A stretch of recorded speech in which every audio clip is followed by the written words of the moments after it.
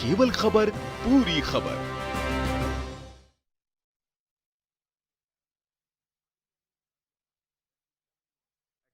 In higher education और bank of India, रिश्तों की जमा पूंजी।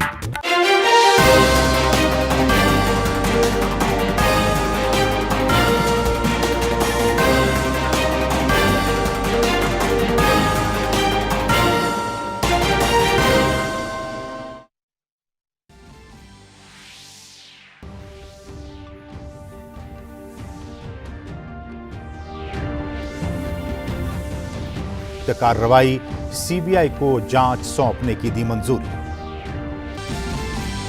केंद्रीय गृह एवं सहकारिता मंत्री अमित शाह गुजरात दौरे पर। अमरेली में सहकारी संस्थानों की वार्षिक आम बैठक को किया संबोधित। शाम को सोमनाथ मंदिर में करेंगे पूजा अर्चना।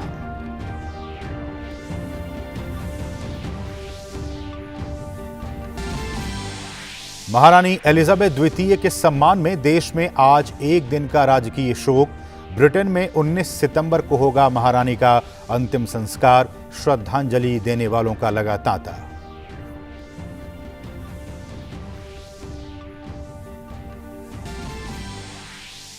यूक्रेन ने रूस के कब्जे से वापस जीते कई अहम शहर। डोनबास क्षेत्र में यूक्रेन का बड़ा प्रत्याक्रमण, रूसी सेना पीछे हटने को मजबूर। राष्ट्रपति जेलेंस्की ने कहा, हमने रूस से मुक्त कराए 2000 वर्ग किलोमीटर क्षेत्र। विश्व नंबर 1 पोलैंड की इगा स्वांतेक ने रचा इतिहास। पहली बार जीता यूएस ओपन का खिताब। फाइनल में ऑन्स जेब्यूर को दी मात। स्वांतेक के करियर का ये तीसरा ग्रैंड स्लैम खिताब। और एशिया कप के फाइनल मुकाबले में आज दुबई में पाकिस्तान के सामने श्रीलंका की चुनौती। पाकिस्तान की नजर तीसरी बार ट्रॉफी उठाने पर तो श्रीलंका छठी बार खिताब जीतने के इरादे से मैदान पर।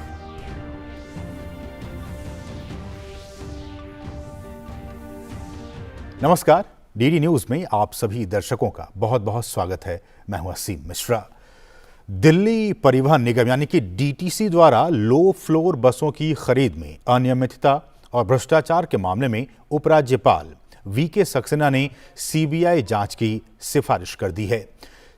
इस साल जून महीने में उपराज्यपाल को संबोधित एक शिकायत में 1000 डीटीसी बसों की खरीद में गड़बड़ी की बात की गई थी।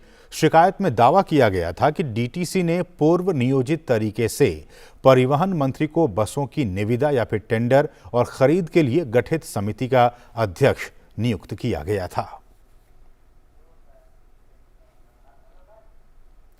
और इस सबके बीच दिल्ली भाजपा के प्रवक्ता हरीश खुराना ने डीटीसी बस खरीद में अनियमितता को लेकर केजरीवाल सरकार पर हमला बोला है। हरीश खुराना ने कहा है कि दिल्ली सरकार में ऐसा कोई विभाग नहीं बचा है जहां घोटाला नहीं हुआ हो।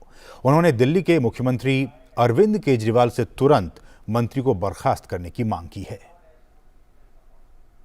पहले शराब घोटाला, उसके बाद स्कूल कमरों का घोटाला और अब डीटीसी के अंदर घोटाले की जो जांच लेफ्टिनेंट गवर्नर ने सीबीआई को दे दी है, ये दिखाता है कि पूरी की पूरी सरकार भ्रष्टाचार में डूबी हुई सरकार है। सीनियर इनका जो मंत्री हैं मनीष सिसोदिया जी, उनके ऊपर संगीन आरोप लगे हुए हैं, लेकिन आपने अभी भी उनको पद पे बनाया हुआ है।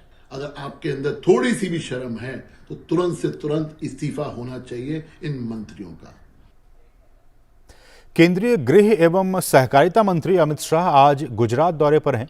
अमित शाह गुजरात के अमरेली में सहकारी संस्थानों की वार्षिक आम बैठक में वो शामिल हो रहे हैं। अपने दौरे के दौरान केंद्रीय गृह एवं सहकारिता मंत्री सोमनाथ मंदिर में जाकर वहां पूजा अर्चना भी करेंगे।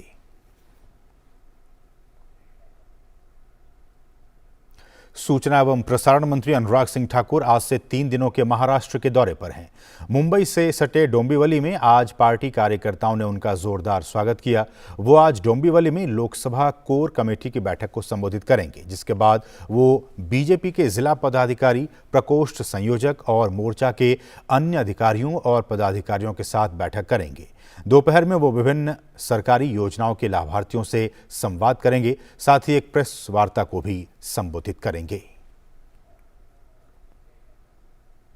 कोरोना की बात की जाए तो ताज़ा आंकड़ों पर अगर नजर डालें तो स्वास्थ्य और परिवार कल्याण मंत्रालय के मुताबिक देश भर में पिछले 24 घंटों में 5,076 मामले दर्ज किए गए। वहीं पिछले 24 घंटे में 5,970 मरीज उपचार करवाकर स्वस्थ हो चुके हैं, जिसके बाद देश में रिकवरी रेट 98.71% हो गया है। वहीं साप्ताहिक पॉजिटिविटी रेट वर्तमान में 1.72% दर्ज किया गया। दैनिक पॉजिटिविटी रेट 1.58% दर्ज की गई। वहीं टीकाकरण का आंकड़ा भी लगातार बढ़ता जा रहा है। कोविड महामारी के खिलाफ सबसे प्रभावी हथियार के तौर पर शुरू किए गए टीकाकरण अभियान के तहत देश में अब तक 214 करोड़ से अधिक टीकों की खुराक दी जा चुकी है। पिछले 24 घंटों में 17,81,000 से अधिक कोविड टीके लगाए गए। टीकाकरण अभियान देश में लोगों की कोविड से सुरक्षा का एक अहम माध्यम है और इसके उच्च स्तर पर लगातार निगरानी और समीक्षा की जा रही है। और यहाँ रुकेंगे छोटे से ब्रेक के लिए। आप देखते रहिए DD news. Power Grid, a Maharatna PSU of Government of India, largest transmission utility of country, embarked on one such remarkable journey to establish one nation, one grid, one frequency, culminating into one electricity market. Power Grid, transmitting power, transforming lives. An enchanting landscape, a myriad of adventures, an insight into spirituality, a glimpse of history. Experience the diversity. Ladakh Tourism. Discover yourself. पेड़ लगाओ, पानी बचाओ, जनसंख्या को जनबाढ़ न बनाओ। IME Sahibabad, Ghaziabad, NCR. 27 years of excellence in higher education offers Radhika scholarship up to 50% of college fees.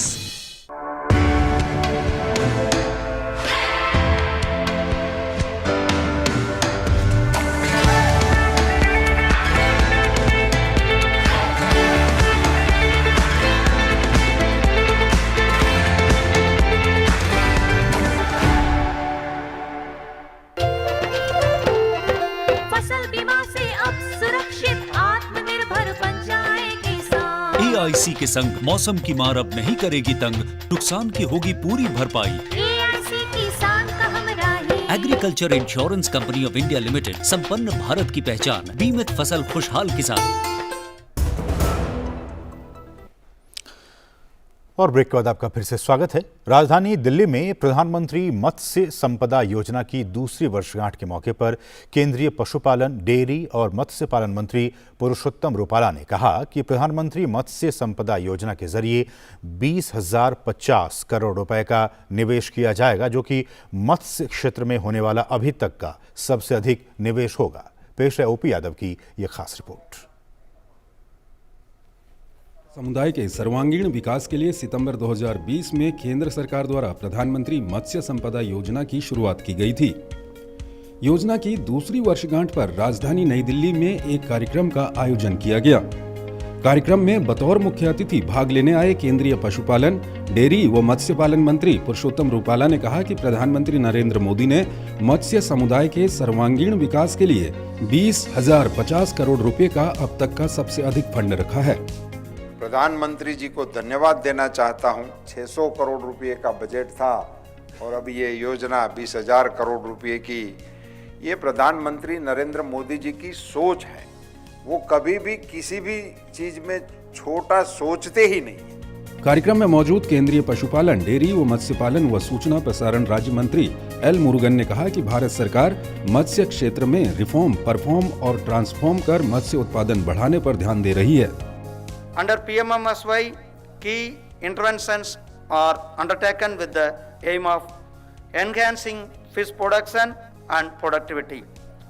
These reforms and initiatives have such seen core infrastructure and development and modernization in Indian fisheries. कार्यक्रम में मौजूद केंद्रीय मत्स्य सचिव जतींद्र नाथ swine ने कहा कि मंत्रालय का मकसद मत्स्य क्षेत्र में व्यापार, कारोबार व निर्यात बढ़ाना है।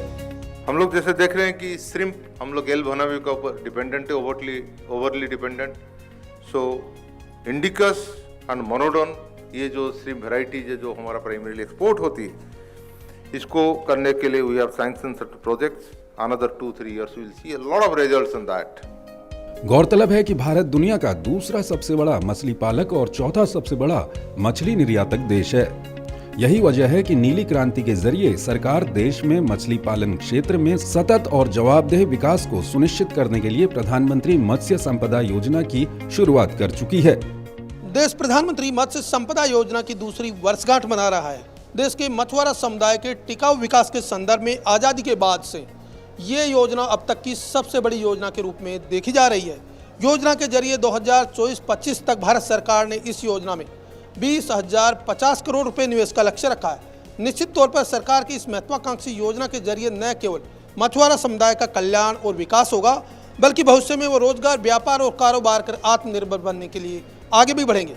मेरे सहयोगी कैमरामैन कुमार दत्ता के साथ मोपी यादव, डीडी न्यूज, दिल्ली।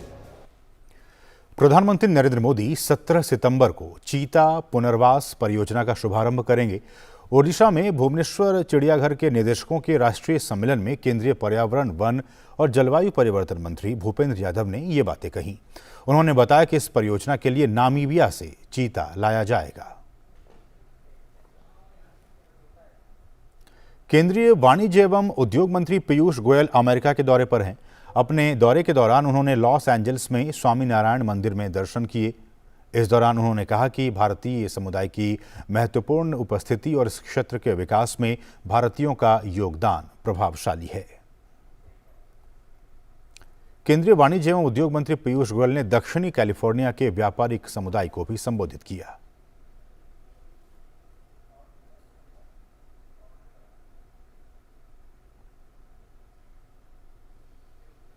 वहीं दक्षिणी कैलिफोर्निया के व्यापारिक समुदाय को संबोधित करते हुए उन्होंने कहा कि हमें जीवंत न्यायपालिका और कानून का शासन, मजबूत मीडिया, पारदर्शी सरकार प्रणाली पर गर्व है। उन्होंने कहा कि 2047 तक भारत को वैश्विक विकास को गति देने वाले पावर हाउस के रूप में देखा जा सकता है। We are proud to be the mother of all democracies. We are proud that we have a vibrant judiciary, a vibrant rule of law, robust media, transparent political systems, government systems. And amongst all of this, if I may venture to suggest, in our lifetime, and I see most of us in this room are brothers and sisters who are going to be there in 2047 when we celebrate India at 100. I can see an economy which will be a powerhouse driving global growth. और यहाँ रुकें एक और छोटे से break के लिए। आप देखते रहिए डीडी न्यूज।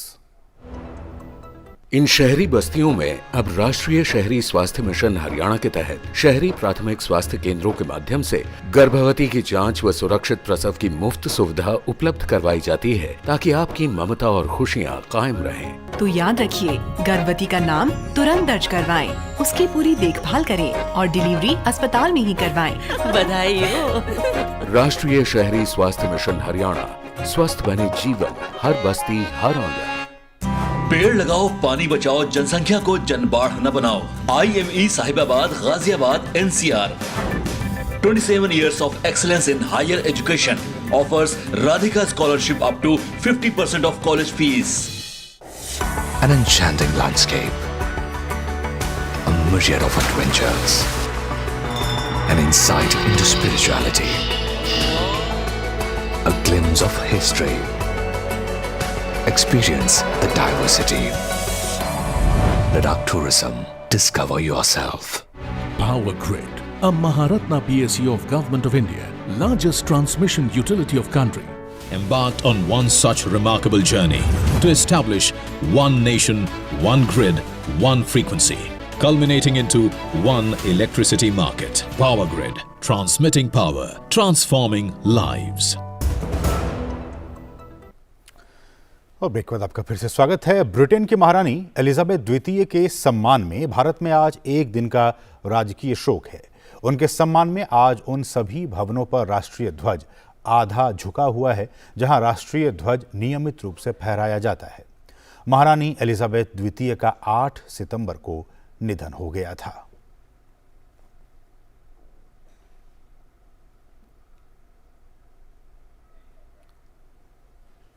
और ब्रिटेन में महारानी एलिजाबेथ द्वितीय का अंतिम संस्कार 19 सितंबर को किया जाएगा। महारानी एलिजाबेथ द्वितीय के निधन के बाद उनके आवास के आसपास श्रद्धांजलि देने वालों का तांता लगा हुआ है। लंदन के बकिंघम पैलेस और विंडसर कैसल के बाहर बड़ी संख्या में लोग श्रद्धांजलि देने के लिए पहुंच रहे हैं। महारानी एलिजाबेथ द्वितीय का निधन गुरुवार को हो गया था। इसके बाद सरकार ने 1 दिवसीय राजकीय शोक की घोषणा की थी। ब्रिटेन में 10 दिनों का राष्ट्रीय शोक है।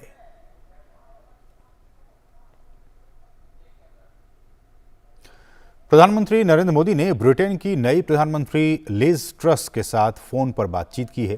पीएम मोदी ने लिज ट्रस को प्रधानमंत्री का पदभार संभालने पर उन्हें बधाई दी। पीएम ने व्यापार और विदेश मंत्री के रूप में अपनी पिछली भूमिकाओं में रहते हुए लिज ट्रस के भारत ब्रिटेन द्विपक्षीय संबंधों में योगदान की भी सराहना की।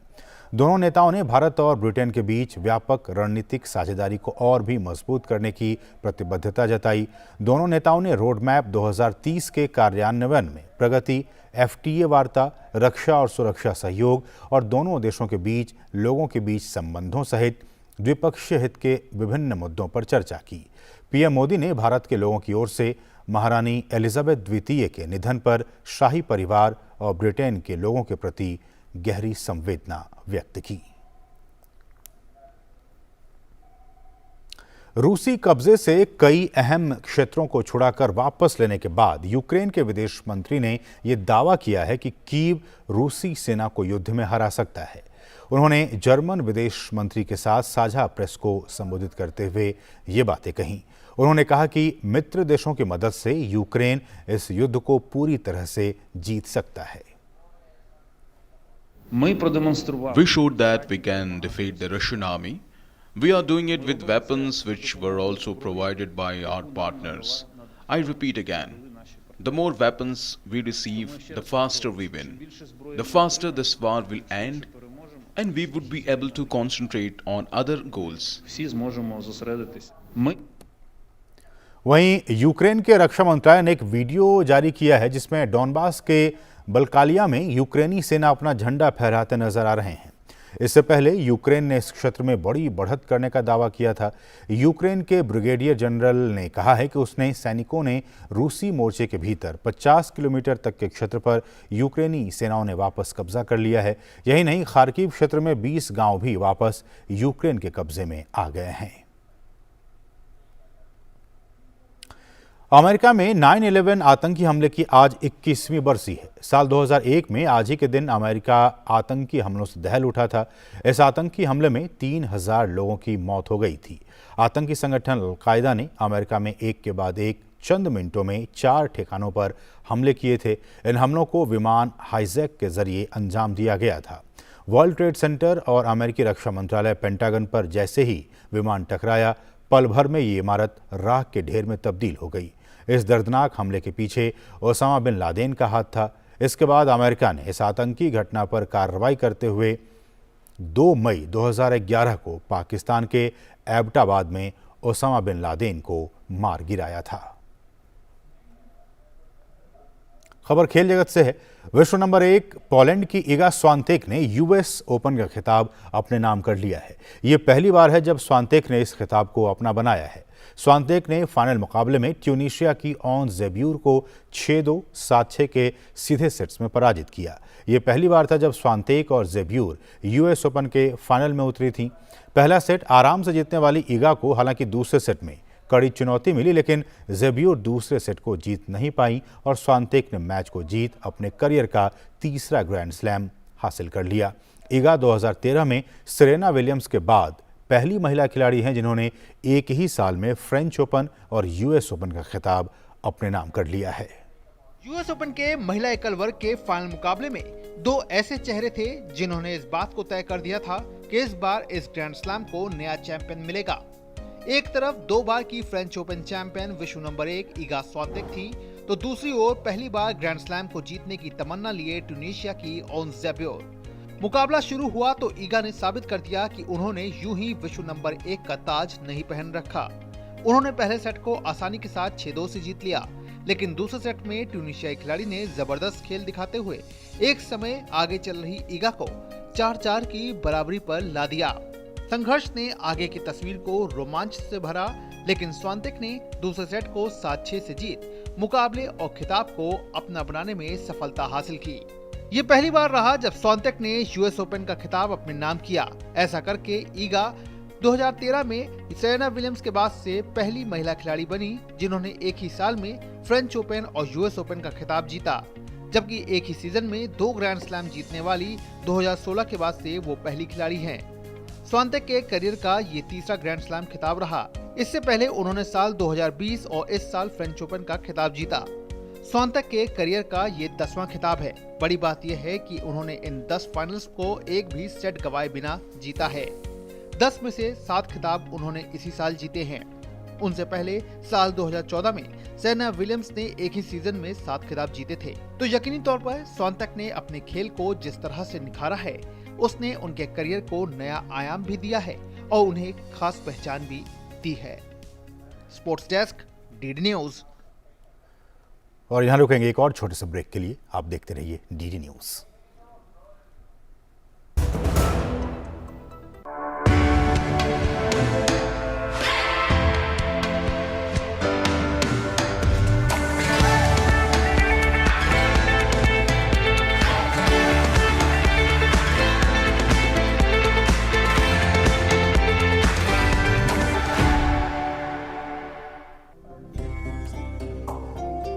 हमारा देश भारत आजादी का अमृत महोत्सव मना रहा है। आइए हम भी इस महोत्सव में भाग लें।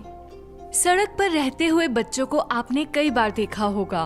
कोई बच्चा दिव्यांग होता है, कोई बाल मजदूर, तो कोई परिवार से पिछड़ा हुआ।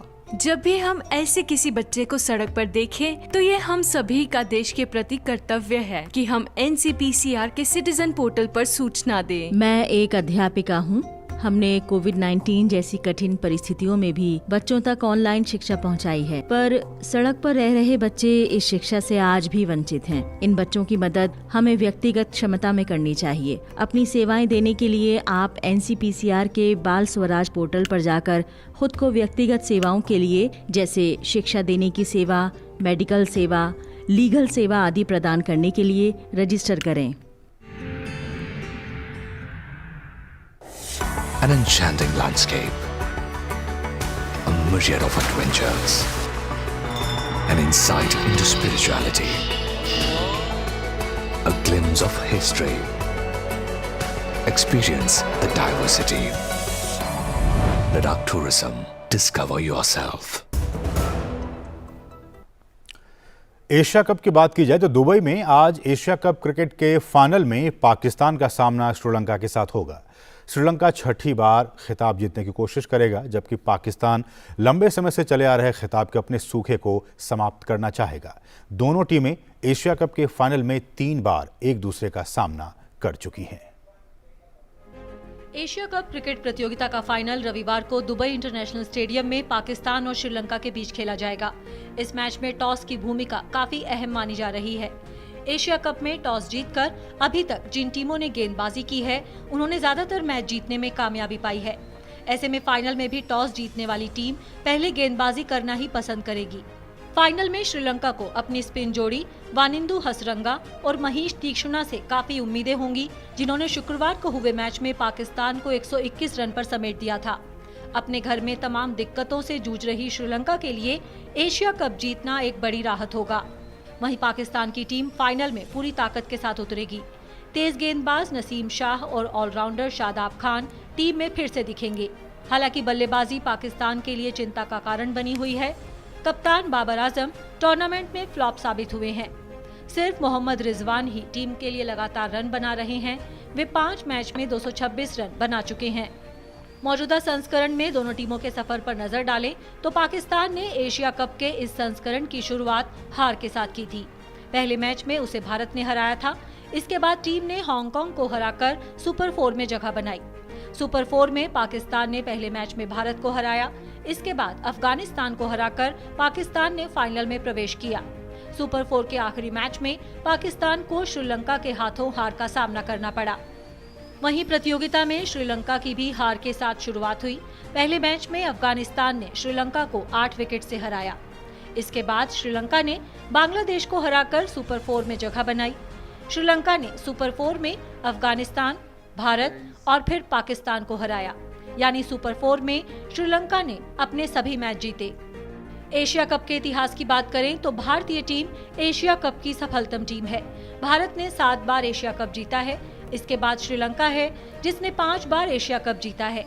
वहीं पाकिस्तान ने 2 बार एशिया कप जीता है।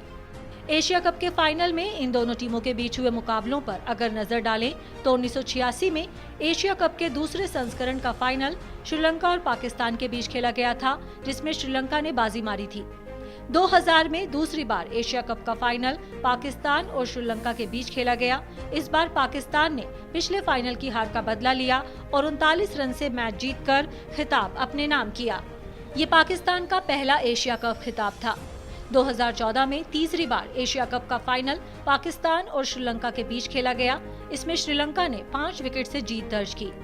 अब 2022 में चौथी बार ये दोनों टीमें एक बार फिर से एशिया कप के फाइनल में आमने सामने हैं। देखना होगा कि इस बार कौन सी टीम चैंपियन बनने में कामयाब रहती है। Sports desk, DD news.